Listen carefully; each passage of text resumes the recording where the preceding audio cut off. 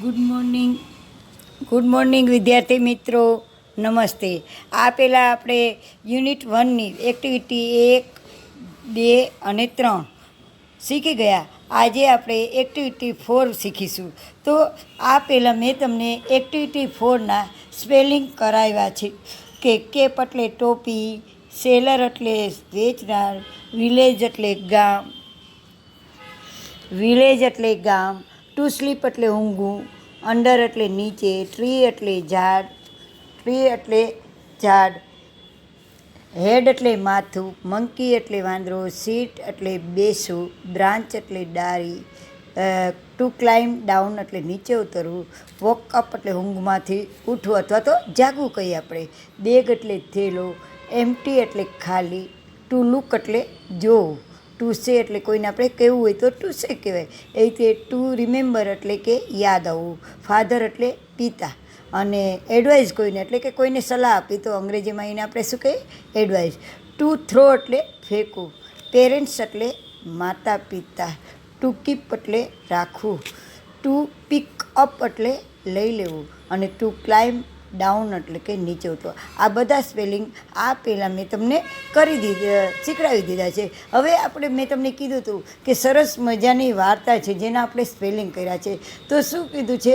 The cap seller એટલે કે cap એટલે તમને ખબર છે કે ટોપી, અને સેલર એટલે વેચનાર. તો ટોપી વેચનારની સુંદર મજાની વાર્તા છે અંગ્રેજીમાં, તેનું હું તમને આજે ફરીથી શીખડાવીશ. તો શું છે? There was a cap seller. There was એટલે ત્યાં હતો. કોણ હતો? કેપ સેલર એટલે ટોપી વેચનાર. એક ટોપી વેચનાર હતો.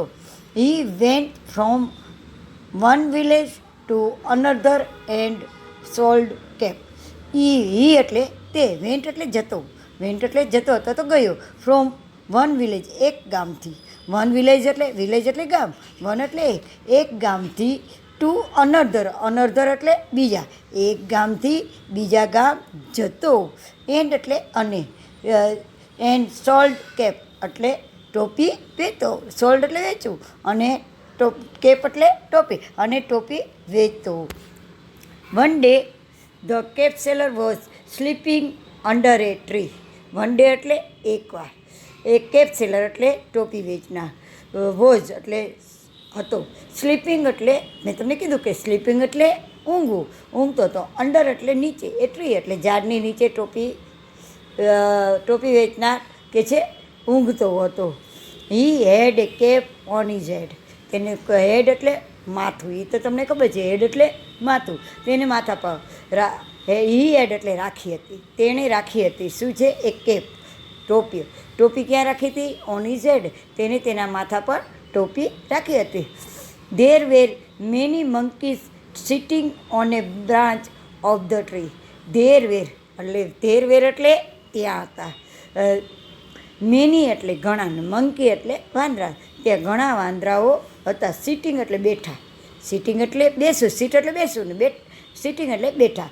ઓન એ બ્રાન્ચ એટલે ડાળી, ઓફ ધ ટ્રી ઝાડની ડાળી ઉપર કેટલાક વાંદરાઓ કે છે બેઠા હતા. The monkey saw the cap seller. શું જોયું વાંદરાઓએ? Monkey saw the cap seller. Saw એટલે જોયું, કેપ સેલર એટલે ટોપી વેચનારને વાંદરાઓએ જોયું. They saw him with a cap on his head. They saw, તેઓએ કે છે શું લખ્યું? દે સો, તેઓએ જોયું કે હિમ તેની, વિથ એ કેપ ટોપી સાથે, ઓન હિઝ હેડ તેના માથા ઉપર ટોપી સાથે તે સૂતો હતો, બરાબર ને? તો they climb down the tree. Climb down એટલે ઉપર આપણે સ્પેલિંગ કર્યો, ક્લાઇમ્બ ડાઉન એટલે ઉતરવું. ક્યાંથી ઉતર્યા તેઓ? ઝાડ ઉપરથી. The monkey took the cap. Took એટલે લેવું, તેઓ, અને કેપ્સ એટલે ટોપીઓ. વાંદરાઓએ ટોપી લઈ લીધી. And put them on their head. અને તેઓએ પણ, પુટ એટલે મૂકવું, તેને પોતાની ટોપીઓ માથા ઉપર મૂકી.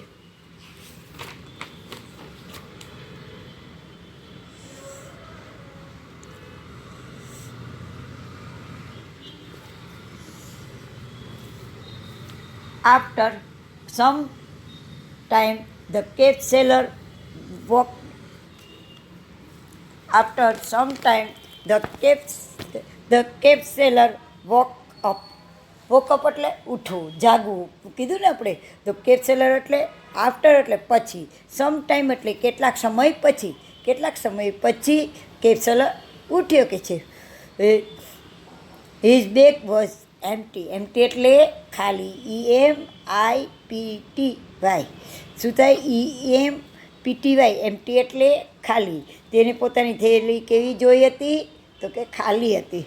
હી look here and there. Here એટલે અહીં, HERE હિયર એટલે અહીં, અને THERE ધેર એટલે ત્યાં. તેને અહીં અને ત્યાં બધે કે છે લુકડ એટલે જોયું. બટ એટલે પણ. ધેર વેર નો કેપ, પણ તેને ક્યાંય પોતાની ટોપી દેખાણી નહીં. શું કામ નહોતી દેખાણી? કે ટોપી લઈને તો વાંદરા પાછા ઝાડ ઉપર ચડી ગયા હતા કે છે. He cap on there. He looked up and saw the monkeys with cap on their head. તેને કેવું શું જોયું? લુકડ અપ, તેને જોયું. સો ધ મંકી, કેટલાક વાંદરાઓને તેને જોયા. વિથ કેપ, ક્યારે? ટોપી સાથે. ઓન ધેર હેડ, તેઓની ટોપી સાથે, માથા ઉપર રાખેલી ટોપી સાથે તેને કેટલાક વાંદરાઓને કે છે જોયા. He said to them, give me my cap. કોણ બોલે છે આ વાક્ય?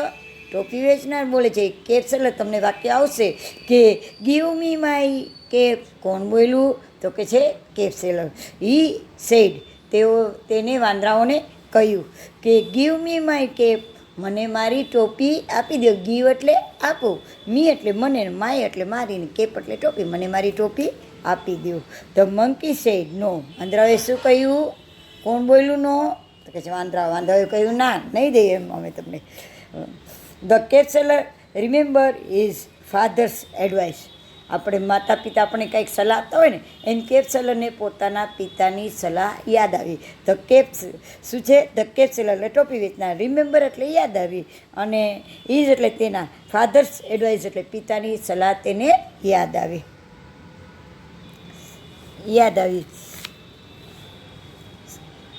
Throw your cap to get the cap back. શું કહ્યું? કે ટોપીઓ પાછી મેળવવા તારે તારી ટોપી ફેંકવી પડશે, એ સલાહ યાદ આવી કે છે. હી ડીડ સો, તેણે તેમ કર્યું. હી ડીડ સો એટલે કે તેને પિતાને જે સલાહ આપી તેને તે પ્રમાણે ટોપી વેચનારે કર્યું. The monkey look at the cap and remember the advice of their parents. શું હવે જો આપણે જોશું કે વાંદરાઓએ ટોપી તરફ જોયું, બરાબર, અને તેને પણ પોતાના માતા પિતાની યાદ આવી ગઈ કે શું મને કીધું હતું. Do not throw your cap, તમારી ટોપીઓ ફેંકતા નહીં. Keep them on your head, તેમને તમારા માથા પર રાખજો. એમ વાંદરાઓને પણ પોતાની માતા પિતાની સલાહ યાદ આવી. They did not throw their cap, તેઓએ પોતાની ટોપીઓ ફેંકી નહીં. બરાબર. હવે વન ડે, એક વખત, monkey said to another monkey. એક વખત એક ઓલ્ડ એટલે વૃદ્ધ અથવા તો મોટી ઉંમરના માણસને આપણે શું કહે? વડીલને કે ઓલ્ડ મંકી. એક વડીલ મંકીએ, વૃદ્ધ વાંદરાએ સેડ કહ્યું હતું ટુ અનધર મંકી, બીજા વાંદરાને કહેતો હતો, go and pick up the cap of the cap seller, કે તમે જાઓ અને ટોપી વેચનારની ટોપી ઉપાડી કે છે લાવો. એ બેબી મંકી ક્લાઇમ્બ ડાઉન. એક નાનકડો વાંદરો, બેબી મંકી એટલે નાનકડું બચ્ચું મંકીનું, એ શું કરે છે? નીચે ઉતર્યું. And pick up that cap, અને તેને પોતે પણ પિકઅપ એટલે ઉંચકી લીધી, ઉપાડી લીધી. શું? પેલી ટોપી વેચનારની ટોપી પણ તેને ઉપાડી લીધી. તો બાળકો, આપણને કેવી તમને વાર્તા લાગી? બહુ સરસ ને. શું વાર્તામાં આવ્યું કે એક ટોપી વેચનાર હતો તે, અને એક ટોપી વેચનાર હતો તે એક ગામથી બીજા ગામ ટોપીઓ વેચવા જતો. એક વખત ટોપી વેચનાર એક ગામથી બીજે ગામ જતો. એકવાર તેને બહુ જ ઊંઘ આવે છે, એટલે શું કરે છે? તે ઝાડ ઉપર ટોપીનો ઠેલો રાખી પાસે અને ઊંઘી જાય છે. તેના માથા પર શું હોય છે? એક ટોપી હોય છે. હવે જે ઝાડ નીચે એ સૂતો હોય છે ને, એ ઝાડ ઉપર કોણ રહેતા હોય છે? કેટલાક વાંદરાઓ. તેણે જોયું કે ટોપી નીચે ટોપી વેચનાર એક માણસ બેઠો છે, અને એના માથા ઉપર ટોપી છે. હવે તમને ખબર છે વાંદરાઓને અનુકરણ બહુ કરવું ગમે ને, એટલે એ શું કરે, જેવું કરો ને આપણે એવું એ કરે. એટલે એ નીચે બધા વાંદરા ઉતરે છે અને શું કરે છે, એક એક ટોપી, ઓલા થેલામાં ટોપી હતી ને, એક એક લઈને પાછા ઝાડ ઉપર ચડી જાય છે. અને જેમ ટોપી વેચનારે પોતાના માથા ઉપર ટોપી રાખી હતી ને, એમ એ લોકો પણ શું કરે છે, પોતાના માથા ઉપર ટોપી રાખી દે છે. પછી થોડો વખત થાય છે એટલે આપણે ઊંઘી ગયા હોય તો એ કાંઈક જાગી જાય ને, એમ ટોપી વેચનાર પણ જાગી જાય છે અને તે જોવે છે કે તેની ટોપી થેલામાં નથી. એટલે અહીં ત્યાં બધે ફરે છે પણ ક્યાંય ટોપી એને મળતી નથી. એકાએક તે નજર એની ક્યાં જાય છે, ઝાડ ઉપર. ઝાડ ઉપર કોણ હોય છે, વાંદરાઓ ટોપી પહેરેલા હોય છે. તે પોતાની ટોપી વાંદરાઓના માથા ઉપર જોઈએ છે. એટલે એના માતા પિતા એ છે ને એને સલાહ, આપણને માતા પિતા એમ કહે ને કે જો આમ કરાય, આમ ન કરાય, આમ રસ્તા વચ્ચે વચ્ચે ન ચલાય, એ સલાહ આપે. એમ એની સલાહ આપી હતી કે તું જેમ કરીશ ને એમ વાંદરાઓ કરે. એટલે એને શું કર્યું, એ સલાહ યાદ આવીને એટલે એને પોતાની ટોપી આમ ફેંકી. પણ વાંદરાઓના વૃદ્ધ વાંદરા હતા ને માતા પિતા એના વાંદરાઓના, એને કીધું હતું કે તું આ પ્રમાણે કરતો નહીં ને કે તમારી ટોપી જાય. એટલે એને પોતાના માતા પિતાની સલાહ યાદ આવી. એટલે એને ટોપી ફેંકી નહીં. પણ એમાં એક વૃદ્ધ હતો ને, એ બહુ ચાલાક હતો કે ઓલી ટોપી ફેંકી દીધી હતી ને ટોપી વેચનાર, તો નાનકડા બાચાને કહે છે જા તું લઈ જઈને કે છે ટોપી લઈ આવ. એટલે એ છેલ્લી ટોપી હોય છે એ પણ એ લઈને વયો જાય છે. કેવી વાર્તા સરસ છે, ભલે ઇંગ્લિશમાં રહી પણ સાવ જો તમે સ્પેલિંગ કરો ને બાળકો તો તમને બહુ જ સરસ યાદ રહી જાય. સાવ સહેલી છે. આના ઉપરથી તમારે MCQ આવે કે ખરા સેન્ટર સાચા છે કે ખોટા છે એ લખવાનું આવે. હવે દાખલા તરીકે હું બોલું કે the cap seller was sleeping કે સિટિંગ, તો તમે તરત જ કહ્યું ના મેડમ સ્લીપિંગ હતા, એ તો હું તો હતો ઝાડ નીચે, સૂતો ઓલા બેઠો નહોતો. ધ મંકી વેર જમ્પિંગ કે sitting on the bench. Dari ઉપર વાંદરા શું કરતા હતા, જમ્પ મારતા હતા. જમ્પ મારતા નહોતા મારતા ને, શું કરતા હતા, સિટિંગ. તો સાચો અર્થ શું આવે અહીંયા, સિટિંગ.